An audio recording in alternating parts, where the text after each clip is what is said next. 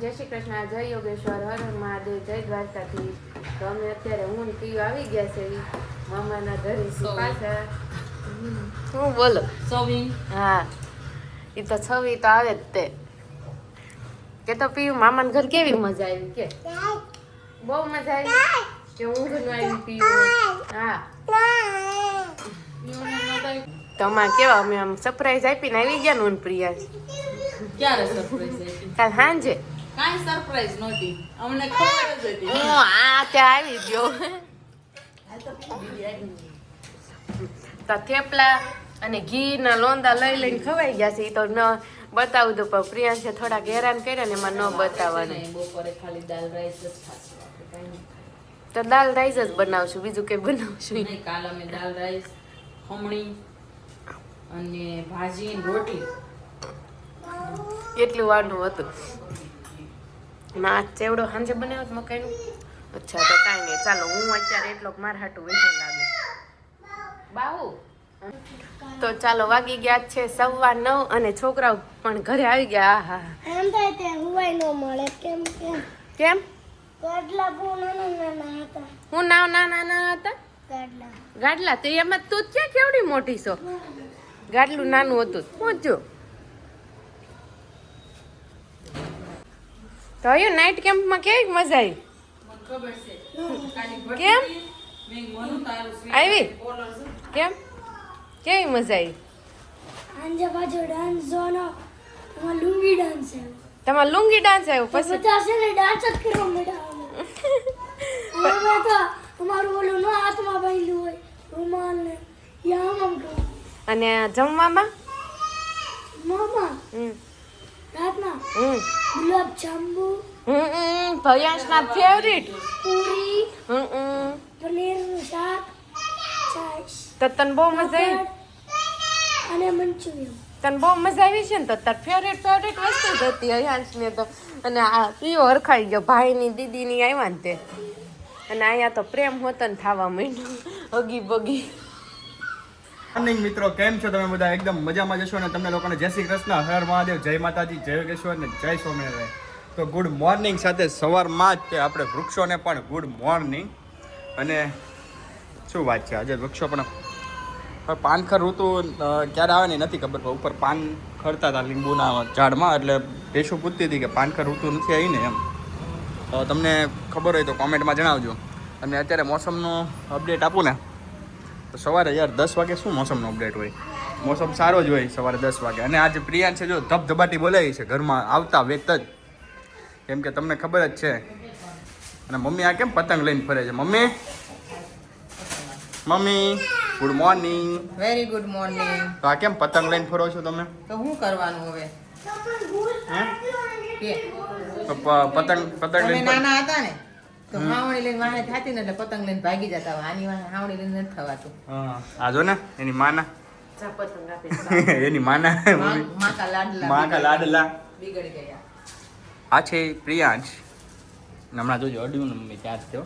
હાલ હાલ, કેમ શું થયું? તો નાટક જોવો તમે એના. હાલ ને.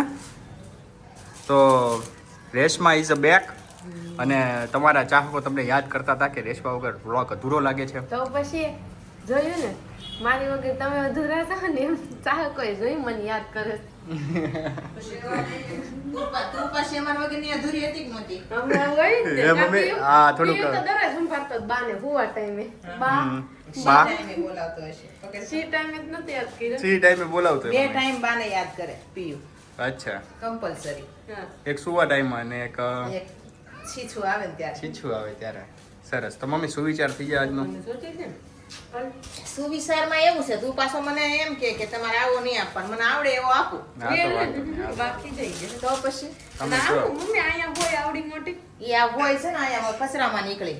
ઓહો, આવડી મોટી. હા, ઓલ પડદામાં તમે કઈ કાર્યવાહી કરતા છે. નહીં પડદામાં મેં લીધી જ નથી. તમે ઓલું બોક્સ લાવી હતું દડીનું, એમાં આવડી મોટી હોય હા ને? એમાં હોય ને, એટલે છોકરાએ ઢોળ્યું હતું એટલે અત્યારે નીકળી કચરામાં. હા તો મમ્મી સુવિચાર. તો ઈશ્વરની ઉપર ઉમ્મીદ જે રાખી છે ને આપણે, આશા, એના કરતાં જો ભરોસો રાખીએ ને તો વધારે રિઝલ્ટ આવે. કારણ કે આપણને કાંઈ પણ વસ્તુ આપણા જીવનમાં બને છે ને ત્યારે આપણે ભગવાન ઉપર ઉમ્મીદ લગાવીને બેઠા હોય કે ભગવાન આમ કરશે હે પણ એના કરતા જો ભરોસો હોય તો ઓકે મમ્મી એકદમ મસ્ત સુવિચાર છે તમારો આજનો. તો સમજવા જેવું છે ઘણું બધું. લેડી ગીઝ આપણી લાઈટ નથી થતી આ. ઓહો થાય છે એમ ને. આ પહેલી વાર આ તમને લાઈટ બતાવી રહ્યો છું. શું થયું મનસ્વી? માથું હેંગ ઓવર થઈ ગયું છે તારું? નાઇટ કેમ કેવો રહ્યો? તાવ આવી ગયો એવું લાગે? આ રહ્યું ગરમ છે માથું. હે કેટલા વાગ્યા સુધી જાગતી હતી? 1 વાગ્યા સુધી. પછી રાત્રે પછી સુઈ ગઈ હતી? 1 વાગ્યા સુધી કોની યાર જાગતી?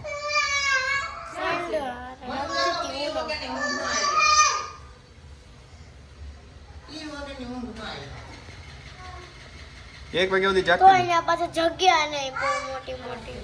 કેમ? તમને એટલા બધાનું એડજસ્ટ કરવું ને એ લોકોને એને ખબર હોય તો જવાય જ નહીં. આપણે તમને એવી બધી સુવિધા જોતી હોય ને તો જવાય જ નહીં. તમને બધો સ્પેસ જોઈ હુવામાં બધું પરફેક્ટ જોઈ. એ લોકોને એક છોકરું થોડું હેન્ડલ કરવાનું હોય. કેટલા હતા તમે? 60 તો પછી એ બધાને હેન્ડલ કરવાના. તમે એક ક્લાસના ખાલી 60 જણા હતા ને? હેન્ડલ કરવા હોય ને તો અમને ફીણ આવી જાય છે. અને બહાર જઈને ત્યાં બધું એડજસ્ટ જ કરવાનું હોય. ત્યાં કઈ ઘર જેવી સુવિધાઓ ન હોય બચી. હોસ્ટેલમાં જે જાવ ત્યાં તમે શું કરશો? હોસ્ટેલમાં નહીં જાવ. હું કામ નહીં જા? આને હોસ્ટેલમાં મોકલી દેવો છે. બોને મોકલી દઉં ને? તાર જવું છે ને હોસ્ટેલમાં? હા એમ બચી જાવ તો હા. હજી ખબર નથી પડતી ને ક્યાં સુધી જાવું જોઈએ. તો મનસ્વી નાઇટ કેમ એકચ્યુઅલીમાં રહ્યો કેવો તમારો એ કયો ખાલી? સારો રહ્યો. સરસ રહ્યો. એટલે સરસ એટલે શું કર્યું તમે એક્ટિવિટી એમાં? ડાન્સ કર્યો પછી કપડાં ચેન્જ કરીને નીચે આવ્યા ને એટલે મકાઈ ખાધી બાફેલી. પછી ચાપનું કર્યું. ચાપનું કર્યું પછી ડાન્સ બધું કર્યું. જો પતંગ લઈને આવ્યો છે પ્રિયાંશ. ડાન્સ ને એવું કર્યું પછી તને નથી ખબર. પતંગ નથી ખબર કેમ? ભૂલી ગઈ. એટલે ભૂલી ગયા નહીં ગઈ ભાઈ. તું કઈ આ જમવાનું હોય તમારું? આવી રીતે જમવાનું હોય હે? કેવી રીતે? આ જો તો ખરી તું તારી ડીશમાં કેટલું બધું છે જમવાનું. ખાઈ લીધું. આમ જો તમે આવો મમ્મીને સેવા કરે છે, મારે છે ટીકા મસાજ કહેવાય. ટીકા મસાજ. એટલે હવે જમવાનો ટાઈમ થઈ ગયો છે. બપોરના 1 વાગી ગયો છે. આજે બહુ લેટ થઈ ગયું છે. અને આજે પ્રિયાંશે કઈ ખાધું? નહીં પ્રિયાંશે કાંઈ ખાધું નથી. વેફર ખાધી ને? વેફર ખાધી, લોચો ખાધો. હા એ તો થોડો 2 બટકાઈ નથી ખાધા. આ લોકોએ ખાધો ને. પેટ કેટલું હોય? એટલું પેટ હોય તો એમાં એટલું જ અમે. સાચી વાત છે. તો હવે આજે દાળ ભાત, શાક રોટલી અને મસ્ત જમવાનું બની ગયું છે. તો ભાભી કઈ કહેશો તમે? શું કહેશો? જમવા માટે ઇન્વિટેશન નહીં આપશો? આ બધા આવી જાવ. તમે આવશો ને ત્યાં બાસણ ધોઈ નાખશો. વાચડે ધોવાઈ જશે. અને રાતનો શું પ્રોગ્રામ છે મમ્મી? રાતને 12 જમવા જવાનું છે. જમવા જવાનું કઈ જગ્યાએ? એ છે સ્પેશિયલ લીંબુ ગોટા. લીંબુ ગોટા ખાવા જવાના છે અમારે સ્પેશિયલ જગ્યાએ. તો તમે લોકો સાથે રહેજો, હું તમને બતાવીશ. આજે કઈ જ્ઞાન દેવા માંગો છો કઈ તમારી વિશે? તમે આજે એક કહાની પણ તમે લખી છે, બહુ મસ્ત છે લખી છે તમે. એ બહુ મસ્ત કહાની છે. એટલે કઈ વાંચી હતી તમે? કઈ રીતનું હતું એ? મેં વાંચી હતી ને તમે? તો એ કહાનીનો થોડોક આમ સાર સમજાઈ દો ને. નાનો આમ તો ટૂંકમાં એટલો જ કે ભગવાનની ઉપર ભરોસો રાખીએ ને તો ખરેખર ભગવાન જ કરતા હરતા છે તેનો આપણને અહેસાસ થાય. આપણને એમ હોય કે હું કરું છું, પણ ખરેખર કોણ કરે છે ને એ આવું કરીએ ને આવું જોઈએ ત્યારે આપણને ખ્યાલ આવે. અને આજે રવિવાર ગયો એટલે આપણા જીવનનો 1 દિવસ ઓછો થયો. એટલે એક હોલિડે ઓછો થયો. આ રવિવાર ક્યારેય પાછો નહીં આવે. ગમે એટલા કરોડો રૂપિયા આપીએ ને ગયેલો સમય પાછો નથી આવતો. એટલે કીધું છે સમય વર્તે સાવધાન. તો અમુક રવિવારમાં માણસોના ખરાબ જતા હશે તો એમ કહેતા છે ને કે આ મારો દિવસ કોઈ દી પાછો ન આવે. એવું ક્યારેક થતું હોય ને ક્યારેક એવો સારો દિવસ હોય તો એમ થતું હોય કે આ દિવસ કોઈ દી ખતમ ન થાય. એ તો આપણી આશાઓ અને ઈચ્છાઓ ઉપર આધારિત છે.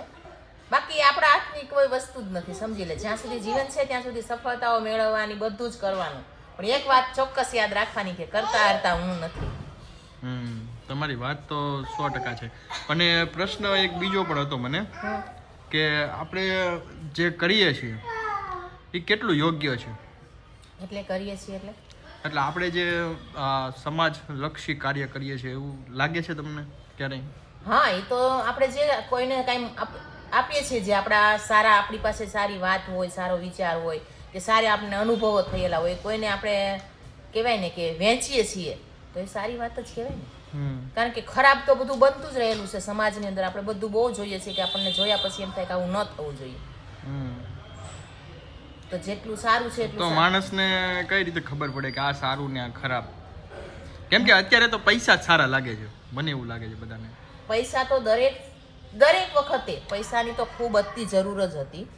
અને જીવન માટે લક્ષ્મીજી કીધા છે એને, એમને નથી કીધા. પણ એની સાથે સાથે બધું જ હોવું જોઈએ. ભાવ લક્ષ્મી, ગુણ લક્ષ્મી, કીર્તિ લક્ષ્મી, પછી જીવનની અંદર જે દયા કરુણા છે એ પણ લક્ષ્મી છે. કોઈના માટે તમે સારો એક વિચાર કયો, કાંઈ સારી વાત કયો તો એ વાણી લક્ષ્મી છે. આ બધી લક્ષ્મી છે. લક્ષ્મી એક ખાલી વિત્ત એટલું જ લક્ષ્મી નથી.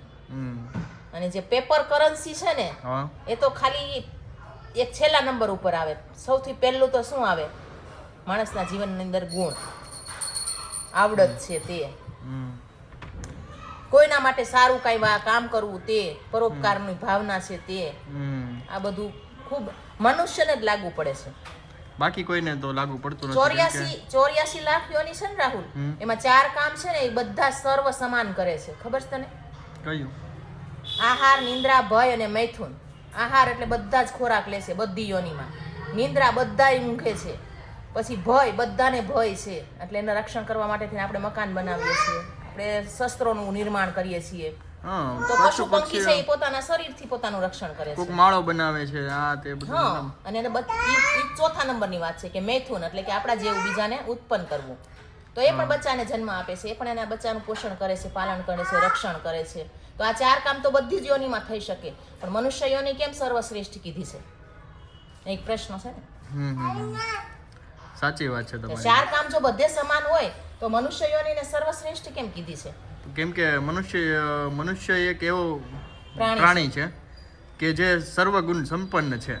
તે બધું કરી શકે. તે ધારે ને તો સૃષ્ટિનો વિનાશ પણ કરી શકે, અને એ ધારે ને તો સૃષ્ટિનું સર્જન પણ સારું પણ કરી શકે. મતલબમાં બની શકે, બદલી શકે, બદલાવી શકે, બધું કરી શકે. આ જે સર્વ શક્તિ છે ને, જે વિચારવાની શ્રેષ્ઠ શક્તિ, આ એક સર્વગુણ શ્રેષ્ઠતા ભગવાને મનુષ્યમાં મૂકી છે. બધાને મન બુદ્ધિ આપી છે, બધા પ્રાણી માત્રને મન બુદ્ધિ છે, પણ એના પૂરતી સીમિત છે. વાહ! તો આજે તમારું મમ્મી આ સાંભળીને મને બહુ મજા આવી. એટલે હું સ્પેશિયલ અત્યારે તમારા માટે અને મારા માટે સ્પેશિયલ મેં આ છે ને આ વસ્તુ રાખેલી હતી. એટલે તમે લોકોને મમ્મીના વિચારો બહુ અદ્ભુત છે, અને તમારે એને સાંભળવા હોય ને તો એમની ચેનલ છે માયાબેન નવાપરા સંસ્કૃતિ દર્શન નામની ચેનલ છે એમની. ખાસ કરીને મુલાકાત લેજો. મમ્મીના રોજ નવા વિચારો અને નવી વાર્તાઓ અને નવી કહાનીઓ અને નવા દ્રષ્ટાંતો સાથે છે. તો સારી લાગી હોય ને તો તમે કોમેન્ટ કરજો, મમ્મી વિશે કોમેન્ટ કરજો કે મમ્મીના વિચારો કેવા લાગ્યા તમને.